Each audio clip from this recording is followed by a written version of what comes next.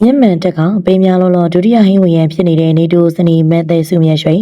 အခုချိန်လူပြောများနေတာကအလုံးရဲ့ချစ်တော်တနိုင်ငံလုံးကပရိသတ်တွေရဲ့သိဆွေမင်းသားချော်လီနေတိုးရဲ့ချစ်စနီရဲ့မဲသေးစုမြတ်ရွှေရဲ့မျက်မှန်ဖက်ရှင်ကြောင့်ပဲဖြစ်ပါရဲ့ရှင်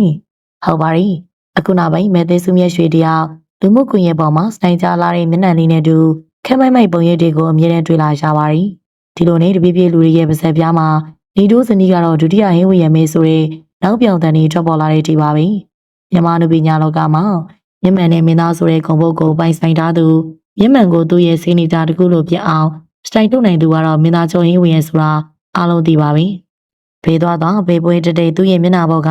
နေကမျက်မှန်လဲစားတွေကသူ့ကိုအမြဲတမ်းစမဲကြနေစေတာပေါ့အခုတော့အိမ်မျက်မှန်ဘရင်ရဲ့နေရာကိုမျိုးသမီးတယောက်ကစိတ်ခေါ်နေပြီလားလို့တောင်မှထင်မရလာအောင်ပါပဲမဲသေးစုမြတ်ကြီးဟာမြန်မာနိုင်ငံရဲ့ထိပ်တန်းမင်းသားတယောက်ကိုပိုင်ဆိုင်ထားတဲ့တွင်အမျိုးသမီးတို့ကြီးရဲ့အားချမှုကိုပြေဝရရှိလာသူပါလက်ထပ်ပြီးနောက်ပိုင်းမှာလည်းခင်မွန်းဖြစ်သူပေါ်မှာလူရည်သိမရှိဇနီးကောင်းတယောက်ပြေပါရမီဖြစ်ပေးနေသူဖြစ်ပါတယ်ကိုနေတို့ရဲ့ရိုက်ကူးနေတဲ့အမြဲတမ်းအနီးကပ်လိုက်ပါပြီးတော့အားပေးဆောက်ရှောက်တဲ့သူမရဲ့ပုံရိပ်တွေဟာတကယ်ကိုမှအားကျစရာပါဒါပြင်တူတဲ့တော့တာလီခုံရှိတို့တို့လည်းမိခင်ကောင်းတယောက်ပြင်တာဝန်ကျေပုံလုံးသူဖြစ်ကြောင်းပရိသတ်တွေကအသိမဲ့ပြုထားကြပါတယ်ဒီလိုဇနီးကောင်းမိခင်ကောင်းရေးချင်းနေနဲ့ပြည်စုံတို့ဒီမကပြင်ပမှာလေနိုင်ငံကျော်မင်းသားတယောက်ရဲ့ဇနီးဖြစ်အမြဲတမ်းဖက်ရှင်ကြကြစမဲကြကြနေထိုင်တဲ့သူတယောက်ပါဒါပေမဲ့အခုပရိသတ်ကြီးတွေကြားမှာအတန်ကြီးထွက်လာရတဲ့အကြောင်းရင်းကတော့သူမရဲ့ဖက်ရှင်ကြလာပါတယ်ဆိုရင်မျက်မှန်နေနဲ့ပတ်သက်နေရပါပဲကွန်မန့်တွေလူမှုကွန်ရက်ပေါ်ကသုံးသက်ချက်တွေကမက်သစ်စမြတ်ရွှေရဲ့မျက်နှာလေးကတသေးတသွယ်လေးနဲ့ချစ်စရာကောင်းပြီးသားဒါပေမဲ့သူတက်လိုက်တဲ့မျက်မှန်ဒီဇိုင်းတွေကမျက်နှာနဲ့မလိုက်ပတ်ပဲအရင်ကြီးနေတယ်ဆိုတဲ့ဝေဖန်မှုလေးတွေထွက်ပေါ်လာတာပါအချို့ပရိသတ်တရားဆိုရင်ချစ်စနိုးနဲ့မျက်မှန်ကြီးကကြောက်ကြောအေးခံတဲ့ဘန်းကြီးလောက်ရှိကြရပဲဆိုပြီးတော့တောင်မှရှုံးဖောက်ပြီးပြောဆိုနေကြပါရီ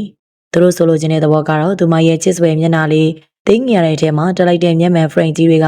အရန်ကိုတင်ပြီးတော့မူလားရှင်ဆွဲလောက်ကိုတောင်မှဖုံးလန်းသွားစေမျက်နှာနဲ့မျက်မှန်ကပေါင်းဝင်မှုဖြစ်နေတယ်လို့ဆိုကြတာပါဒီချက်ကြောင့်မေသူမကဒုတိယရေးဝင်ရဆိုပေမဲ့မျက်မှန်ရွေးချယ်မှုပိုင်းမှာတော့သူ့ဝင်ရလောက်ရောင်းဝင်သေးဘူးဆိုပြီးတော့သုံးသက်မှုတွေစက်တိုက်ထွက်ပေါ်လာတာဖြစ်ပါရီကဲဒီနေရာမှာစဉ်းစားစရာတခုရှိပါပြီဖက်ရှင်ဆိုတာတဦးတယောက်ရဲ့ကိုယ်ပိုင်ခံစားချက်နဲ့ကိုယ့်ကိုယ်ယုံကြည်မှုမှာမူတည်တာမဟုတ်ဘူးလား oversize glasses တွေဆိုတာကလည်းကမ္ဘာဖက်ရှင် trend မှာရည်မှန်းစားနေတဲ့ဒီဇိုင်းတစ်ခုပါဒီတော့မဲသက်စုမြတ်ရွှေရဲ့ရွေးချယ်မှုက fashion trend ကိုမိအောင်လိုက်ပြီးကိုယ့်ကိုယ်ယုံကြည်မှုရှိရှိဝတ်ဆင်တာလို့ဆိုနိုင်ပါတယ်ဒါမှမဟုတ်ပရိသတ်တွေပြောသလိုပဲကိုမျက်နှာနဲ့လိုက်ပတ်မှုရှိတဲ့ဒီဇိုင်းကိုရွေးချယ်တတ်ဖို့လိုအပ်နေသေးတာလားဆိုတာတော့မေးခွန်းထုတ်စရာပါပရိသတ်ကြီးတို့ဒီကိစ္စနဲ့ပတ်သက်ပြီးဘယ်လိုမျိုးမြင်ကြလဲ